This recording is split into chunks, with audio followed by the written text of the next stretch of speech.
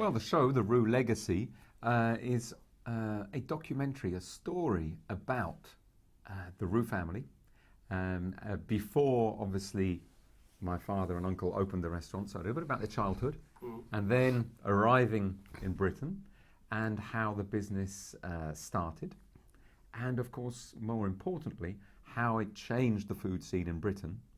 And of course, as the name says, the legacy, what the legacy is. So the Roux legacy is a lot more than just the food as food, but it's really about training young chefs and not training them just lightly. I mean, training them with us as a leader in the kitchen, as we've done, Albert and I at Le Gavroche, at the Waterside, the Poulbeau, in all our restaurants.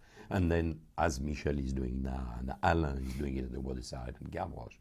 And then those young people who we have trained by 100, I call it 1,000. Let's put it this way. It's an easy number. And if we look at those young people who have now training other young chefs, so it's a legacy, it's a passing on. It's something which is so strong, so powerful. Nothing like that has ever happened in UK before. The dishes cooked with Albert and I are dishes which mother used to love, mainly. Blanquette de veau? Blanquette de veau is one of them, à l'ancienne, and thickening of the sauce with egg yolk and cream. And we had the little pigeon, the squab, grand-mère, that's from the Rothschild dishes. So, and then a piperade, which Albert loved, the piperade, which is a kind of a scrambled eggs cooked with a little dice of vegetable, a bit like ratatouille, and then in the last second, you just put the ham, dry ham on the top, and you serve it barely warm, the ham. And it's one of the dishes we used to do at the Gavroche on the special of the day.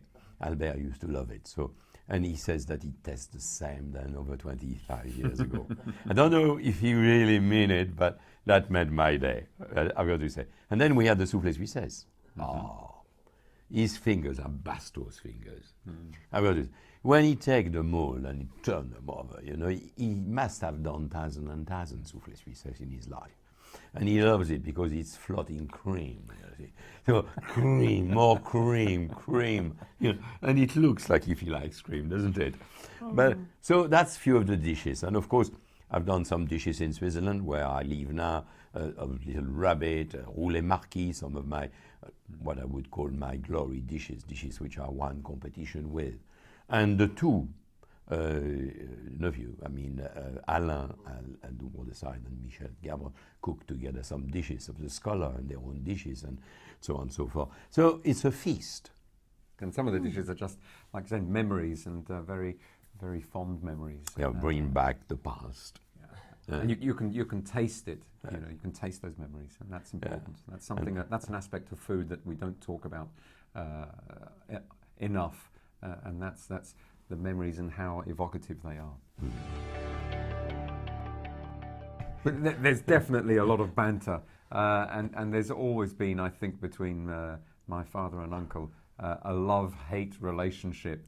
You know, it's brotherly love. So they're always going to poke each other in the ribs and you know, and have a go at each other. But they adore each other. It's extremely difficult to keep calm with Albert when cooking. I've been cooking with Albert for 25 years. Give 1 year, take 1 year. And he's not only the most demanding person and not knowing really what he wants sometimes, but he wants to achieve the dish before he started it sometimes, you see. He's always looking at his watch and think, God, you know, we'll get there. It's like, you know, get me all the food ready on the table. I mean, he needs 2, 3 people around him, not one. What does pastry give you? It gives you the discipline, organization, a bit of arty bit, the direction, the focusing. You can't just put a bit of that and a bit of that because you fall flat. Yeah. So pastry was, I think we're quite unique. I don't know any family where you've got 4 chefs who have done their apprenticeship in patisserie, anywhere in the world maybe. Yeah. I think it's very difficult to hand over the business to anybody, let alone one of your children.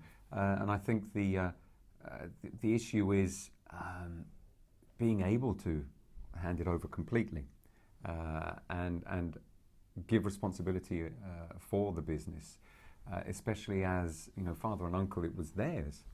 It was their baby. For so many years, yes. So opening it, starting it. Yeah. So the responsibility is massive, and it's quite a burden on our shoulders. And I speak for Alain on the same time. But it's also a huge honour and something to be very proud of, that we've continued, in the glory years, because the Waterside Inn and Le Gavroche are consistently regarded as the best restaurants in Britain, let alone the world. So, we're still great destination restaurants, and we're still full to the rafters. So it's testimony. Not many restaurants have been, at the top of their game for 45 years. So it is a huge responsibility. It is an unbelievable quest every day to get that excellence, and to every day, lunch and dinner, please your customers. Passing it on for me, if my daughter does wish to take on, the responsibility of Le Gavroche, I can imagine myself being equally as sort of protective and finding it very difficult to let go. She has an extraordinarily good palate and a great eye as well. She will succeed, most definitely, in this industry. Whether or not she takes over the mantle of the family business, we shall see. But the most important thing is that she is enjoying what she's doing, and doing it to the full, which she certainly is. If she comes back into the business, it would be wonderful. Of course it would. But wait and see. When I was her age, I certainly didn't want to take over the family business or come and work in Le Gavroche. Well, my last meal, I'd love a roast lobster with garlic butter and seriously fat chips. I love lobster and garlic butter. You can't get much more French than that. But nice big fat chips, not the thin French ones, big fat English chips.